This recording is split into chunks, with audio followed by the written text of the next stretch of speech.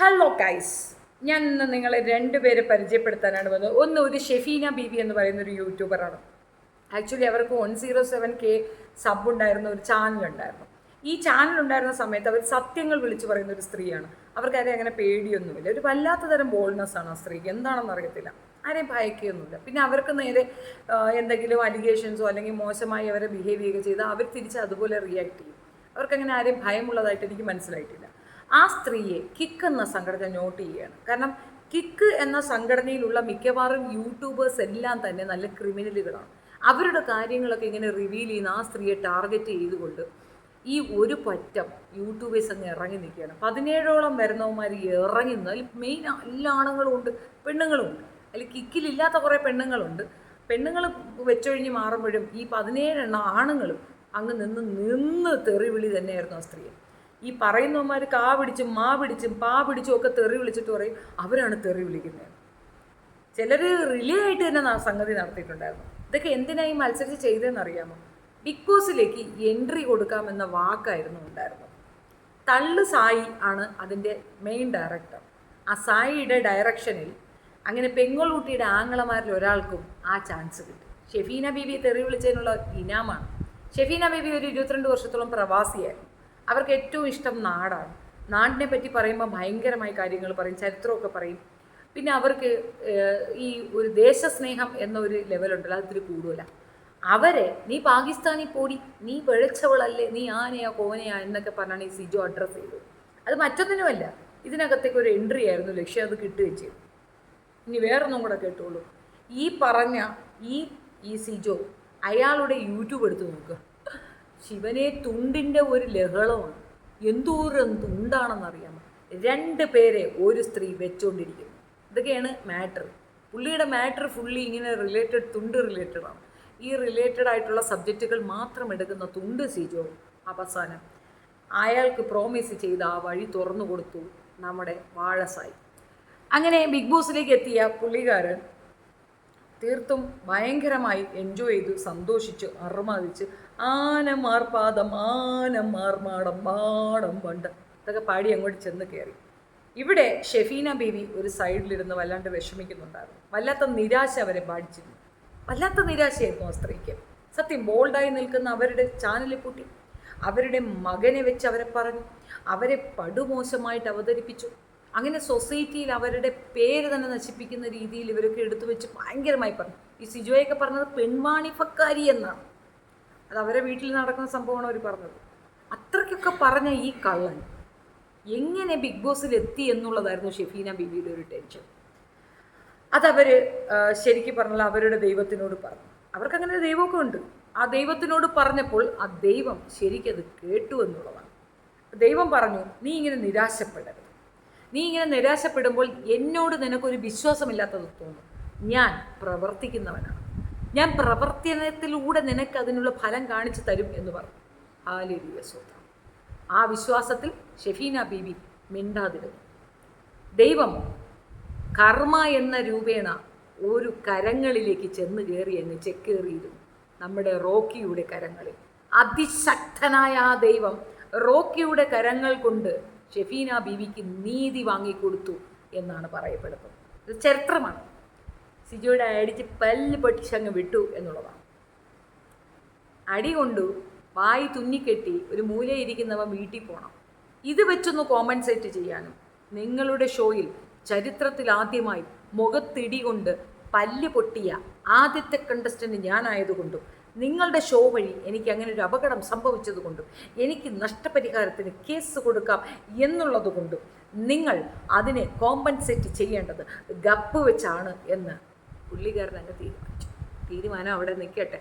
അടുത്തതെന്താണ്? ഇനി അടുത്തതാണ് വാഴത്തോട്ടം. വാഴത്തോട്ടം അവിടെ വരുന്നു. വാഴത്തോട്ടവുമായി ഡിസ്കഷനിൽ ഏർപ്പെടുന്നു.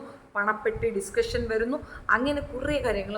മൊത്തത്തിൽ ഞാനാണ് ബിഗ് ബോസ് നടത്തുന്ന രീതിയിലുള്ള അതിഭീകരമായ കുലംകുശിതമായ ചർച്ചകൾക്കൊടുവിൽ നമുക്ക് മനസ്സിലായത് എന്താണെന്നറിയാമോ? ഒരു വാഴയ്ക്കും ചെയ്യാത്ത ഒരുത്തനെ അതിനകത്ത് ഇത്രയും ദിവസം നിർത്തി വെച്ചു എന്നുള്ളത്. ആക്ച്വലി അത് ഈ പല്ലടിച്ച് പൊടിച്ചതിൻ്റെ കോമ്പൻസേഷനാണ്. ഇതിൻ്റെ ഇടയ്ക്ക് അവിടെ ജാസുമോളെടുത്ത് ഒരു ചാട്ടമൊക്കെ ചാടി കയറി. അവളെ നെഞ്ചിത്ത് കയറിയിരുന്ന് ഇടിച്ചില്ലെന്നേ ഉള്ളൂ. അമ്മാതിരി ചാട്ടമൊക്കെയാണ് പെണ്ണിൻ്റെ അടുത്ത് ചാടിയത്. അതോടെ പെണ്ണും തിരിച്ച് 2 കൊടുത്തു. അപ്പോൾ വായി കീറി അവിടെ കിടന്ന ആ പെണ്ണിൻ്റെ കൂടെ കിടന്ന് ഒച്ച വിട്ട്. അതിൻ്റെ ആഫ്റ്റർ എഫക്റ്റാണ് ഇത്. പഴുപ്പ് ഏടാൻ തുടങ്ങി. ഇനിയും തീർന്നില്ല. ഷെബീനയുടെ നെഞ്ചിലെ തീ ആറാതെ ഈ പഴുപ്പ് മാറില്ല. അതൊരു തരം ശാപം തന്നെയാണ്. ശപിക്കണമല്ലോ. ഒരു സ്ത്രീ സിംഗിൾ പേരൻ്റായി 2 കുഞ്ഞുങ്ങളെ വളർത്താൻ പരിശ്രമിക്കുകയാണ്. ആ സ്ത്രീ വ്യഭിചാരിണിയാണെന്നും പല കല്യാണങ്ങൾ കഴിച്ചിട്ടുണ്ടെന്നും അവർ പെൺവാണിഫക്കാരിയാണെന്നും അവർ തെറിക്കാരിയാണെന്നും അവർ ഇന്ത്യക്ക് തന്നെ ദോഷമാണെന്നും ഈ രാജ്യത്ത് നിന്ന് തന്നെ അവരെ ഓടിക്കണമെന്നും ഒക്കെ പറഞ്ഞ ഇവനെ പഴുത്താൽ മാത്രം പോരല്ലോ, പുഴുക്കണ്ടേ. അത് ആ സ്ത്രീയുടെ കാര്യം ഞാൻ പറയണമെന്നേ ഉള്ളൂ. നമുക്കതുമായിട്ട് വിഷയമില്ല. അവരുടെ 107K സബ്സ്ക്രൈബറുള്ളൊരു ചാനൽ ഇവന്മാർ അടിച്ച് കുടിച്ച് കളഞ്ഞു. അതിൻ്റെ പ്രയാസം അവർക്ക് ഉണ്ടാവത്തില്ലേ? അപ്പോൾ അവരത് ശപിക്കുന്നില്ല. നമുക്ക് അവർ തെറ്റു പറയാൻ പറ്റുമോ? സ്വാഭാവികമല്ലേ, സ്ത്രീയല്ലേ, അങ്ങനെയൊക്കെ ഒരു പരിഗണനയൊക്കെ കൊടുക്കണം. നമുക്ക് ഒരു അമ്മയൊക്കെ ഉള്ളതല്ലേ, അങ്ങനെയൊക്കെ നമ്മൾ വിചാരിക്കണം. പക്ഷേ ചെയ്തില്ല. ഒരു ബോൾഡ് ആൻഡ് ബ്യൂട്ടിഫുള്ളാണ് നമ്മൾ എടുത്തു പറയണം. പക്ഷെ എന്നാൽ പോലും ആ സ്ത്രീയുടെ ഉള്ളിൽ വേദനിക്കുന്ന ഒരു മൃഗമുണ്ട്. ആ മൃഗത്തിനെയാണ് ഇവന്മാർ തൊട്ടുണർത്തിയത്. അപ്പോൾ ആ മൃഗം ഗർജിക്കും ഇല്ലേ? അതാണ് സംഭവിച്ചത്. ഇതൊന്നും പോരാടെ വാഴയ്ക്കാൻ മോറൻ അമ്മമാർ ചോദിച്ചോ പറയുന്നത് PR കളിക്കണം. ഇവ അതിനകത്ത് കയറി പോകുന്നതിന് മുമ്പേ എൻ്റെ ഒരു ഉറ്റ സുഹൃത്ത് എന്നോട് പറഞ്ഞിരുന്നു, നമ്മൾ സപ്പോർട്ട് ചെയ്യേണ്ടത് ഷിജോയെയാണെന്ന്. ഈ ഉറ്റ സുഹൃത്ത് RSSകാരിയാണ്. ഈ RSSകാരിക്ക് ഷിജോയെ സപ്പോർട്ട് ചെയ്യണമെന്നുള്ളതും തന്നെ ചെറുതായിട്ടൊന്ന് കല്ല് കഴിച്ചു. That means what? PR പുള്ളിക്കാരെ ഏർപ്പാട് ചെയ്തിട്ടാണ് പോയത്. പക്ഷെ ഫലിച്ചില്ല, ഏറിച്ചില്ല. കാശ് കൊടുക്കാതെ PR വർക്ക് ചെയ്യില്ലെന്നുള്ള പൊട്ടൻ അറിഞ്ഞുകൂടാ. പൊട്ടൻ തുള്ളി കൊളിച്ച് അങ്ങ് ചെന്ന് കയറി ഞാനിപ്പോൾ പെർഫോം ചെയ്ത് അങ്ങ് തകർക്കുന്നു. മുഴുത്ത അസൂയ മുറ്റുന്ന വാക്കുകളിലൂടെ വെടുപ്പൻ സിജോ പറയുന്ന കുറച്ച് കാര്യങ്ങൾ നമുക്കൊന്ന് കേൾക്കാം. ഇത് ഇമ്പോർട്ടൻ്റ് നോട്ടീസാണ് ഞാൻ നിങ്ങളെ കേൾപ്പിക്കുന്നത്. കേൾക്കാം, പറയുന്നത്.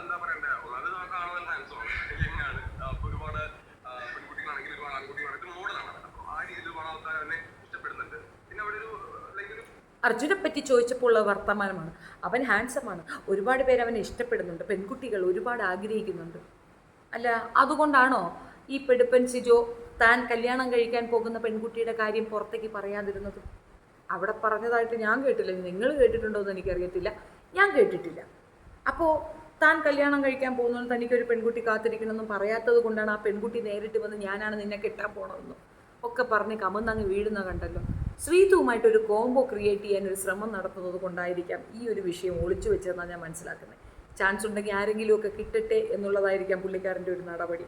അതോ ഇനി നന്ദനയുമായിട്ടുള്ള പെങ്ങളൂട്ടി ഡ്രാമ മറ്റേ പെങ്കൊച്ചിന് അത്ര ഇഷ്ടപ്പെടാത്തത് കൊണ്ടാണോ ഓടി വന്ന് ഒട്ടിയെന്ന് അറിയത്തില്ല. ഇതേ സെയിം സാധനം വാഴസായുടെ കെട്ടികളും കാണിക്കാറുണ്ട്. ഒരു പരിധിയിൽ കൂടുതൽ പെങ്ങളൂട്ടി നാടകം അങ്ങ് നിർത്തി വയ്യണം. പെങ്ങളൂട്ടിക്ക് ചിലപ്പോൾ അങ്ങനെയായിരിക്കാം, പക്ഷേ ഇവന്മാർക്ക് അങ്ങനെ ആയിരിക്കത്തില്ലല്ലോ. പെണ്ണുങ്ങൾക്കല്ലേ അറിയാവൂ അവന്മാരാണുങ്ങളുടെ ഒരു സ്വഭാവം എന്താണെന്നുള്ളത്. നമ്മൾ അതിലേക്കൊന്നും പോകണ്ട. അപ്പം അസൂയ തെല്ലുമില്ലാത്ത പെടുപ്പൻ സിജോയുടെ ഒരു വർത്തമാനം നിങ്ങൾക്ക് എന്ത് മനസ്സിലായി? എന്തെങ്കിലും മനസ്സിലായോ? അടുത്ത കേൾക്കാം.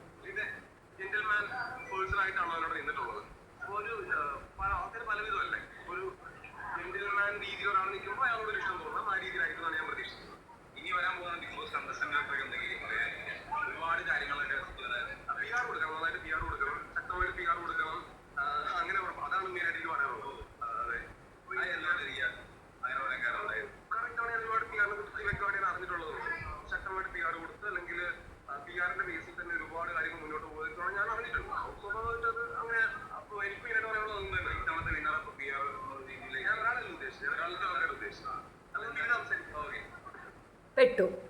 അപ്പോൾ ജിൻഡോ ജയിച്ചത് PR വർക്കിലൂടെയാണെന്നാണ് പുള്ളിക്കാരൻ്റെ കണ്ടുപിടുത്തം. ഈ വാഴയ്ക്കാൻ മടയനിക്ക് ആരെങ്കിലും ഒന്ന് പറഞ്ഞാൽ ഷെബീന ബീബിയോട് പറയണം. അവരാകുമ്പോൾ കാര്യമായിട്ട് പറഞ്ഞു കൊടുക്കും. സത്യത്തിൽ ഈ മുണുമുണാഞ്ചൻ എന്ത് വാഴയ്ക്ക അവിടെ കളിച്ചെന്നാണ്? അടിച്ച് പല്ല് പൊട്ടിച്ചതാണ്. സ്വന്തം പല്ല് തന്നെ പൊട്ടിക്കുന്ന രീതിയിൽ അത്യാവശ്യം ചുണയുള്ള ഒരുത്തൻ്റെ അങ്ങോട്ട് പോയി കയറി കൊടുത്തു. നത്തരി പോലെ ഇരിക്കുന്ന അവൻ വെച്ച് ഇടിച്ചാലൊന്നും പല്ല് പൊട്ടൂല. ആ കൈകളിൻ്റെ അകത്തുണ്ടായിരുന്ന ശക്തമായ ഒരു സാന്നിധ്യം അത് ഷെബീന ബീവിയുടെ കർമ്മയാണ്. അവർ ചെയ്ത നല്ല പ്രവർത്തികളുടെ ആഫ്റ്റർ എഫക്റ്റാണ് ആ പരിണിത ഫലം. ആ കൈകൾക്ക് ശക്തി കൊടുത്തു. ആ ശക്തിയിലാണ് വല്ലടിച്ച് പൊട്ടിച്ചത്. ഇത് ചെയ്തതിനാണോ ഇവന് കപ്പ് കൊടുക്കേണ്ടത്? 2ാം സ്ഥാനത്തേക്കെങ്കിലും വരുമെന്ന് വന്ന് പ്രതീക്ഷിച്ചു. അവിടെ അർജുൻ വന്നതിൻ്റെ കുശുമ്പാണ് ഈ കുത്തിയത്. മനസ്സിലായോ?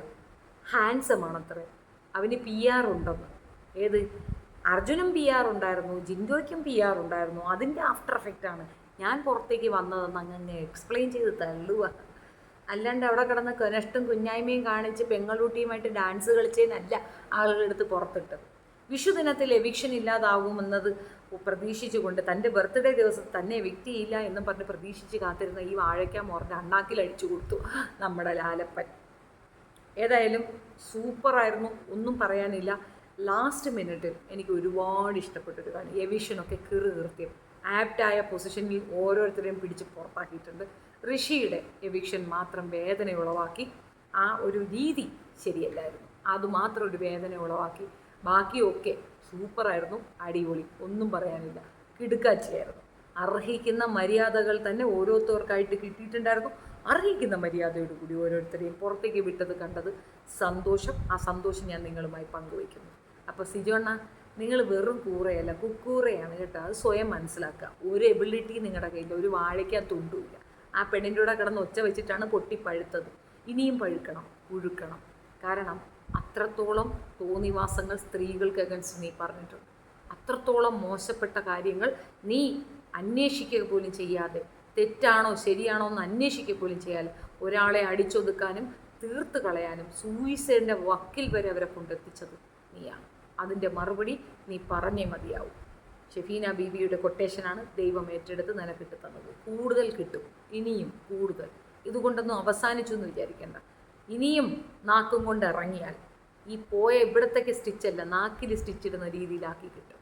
കാരണം സത്യവും നീതിയും വേണമെന്നും സോഷ്യൽ റെസ്പോൺസിബിലിറ്റിയോടുകൂടി ജീവൻ തന്നെ പണയം വെച്ച് പല കാര്യങ്ങൾ പറയുന്ന ഒരു സ്ത്രീയെ നിങ്ങൾ ആക്രമിച്ച രീതി ഒന്ന് ഓർത്ത് നോക്കുക, ഇരുന്നാലോചിക്കുക. ഏതായാലും ഒരു ഇൻഡാസ് ജിനു ഗോപി വഴി വരുന്നുണ്ട്. അത് എൻ്റെ വക ഒരു ഗിഫ്റ്റാണ്. ഷെഫീന ബീബി വക തന്ന ഇതും എൻ്റെ വക തന്ന ആ ഗിഫ്റ്റും വാങ്ങി അങ്ങ് വെച്ചേക്കാം. ജാമ്യം എടുക്കണേ, ഓർത്തോണം. കാരണം ക്രിമിനൽ ഒഫൻസാണ്. നിങ്ങളൊക്കെ ചെയ്തതിന് യഥാർത്ഥ രീതിയിലുള്ള മറുപടി വൈകിയാണെങ്കിലും നിങ്ങൾക്ക് തന്നിരിക്കും. ഈ ചാനൽ കൊണ്ട് നിങ്ങൾ ഇനി ഒന്നുമില്ല. അങ്ങനെയുള്ള പരിപാടികൾ